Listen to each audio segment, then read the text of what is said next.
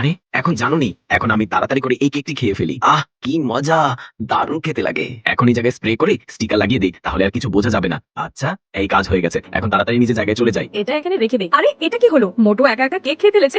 দাঁড়াও, আমি এখানে কাঁচা ডিম দিয়ে দিই। আমিও কিছু লুকিয়ে লুকিয়ে খেয়ে ফেলি। আরে এটা কি এত বাজে কেক? এখন আমিও স্প্রে করে আবার স্টিকার লাগিয়ে দিই, তাহলে মোটু কিছু বুঝতে পারবে না। চলো জানো, আমরা একটি গেম খেলি। Rock paper scissor. ইয়ে, আমি জিতে গেছি। ইয়ে, এখন আমি এইটা ঘোরাবো। আরে এটা তো বোতলের মধ্যে আটকে গেল। তাড়াতাড়ি করে এটা কেকের দিকে নিয়ে যাই। আরে দেখো মোটু, আমি কেক জিতে গেছি। তুমি এখন কেক দিয়ে আমাকে চামারিগু ফ্লেভারের আইসক্রিম বানিয়ে দাও। আচ্ছা জানো, একটু দাঁড়াও, আমি তোমার জন্য তাড়াতাড়ি তোমার পছন্দের আইসক্রিম বানিয়ে দিচ্ছি।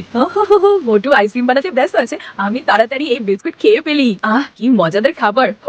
মোটু কিছু বুঝতেই পারলো না। বন্ধুরা, আমি জানুর জন্য যত সময়ের মধ্যে আইসক্রিম বানাচ্ছি, ঠিক তত সময়ের মধ্যে যদি আপনি পানি খেয়ে থাকেন, তাহলে এই সুন্দর ভিডিওটি লাইক করুন এবং চ্যানেলটি সাবস্ক্রাইব করে কমেন্টে লাল হার্টের ইমোজি সেন্ড করে যাবেন। আরে এই যে বাবুর জন্য আইসক্রিম তৈরি হয়ে গেল।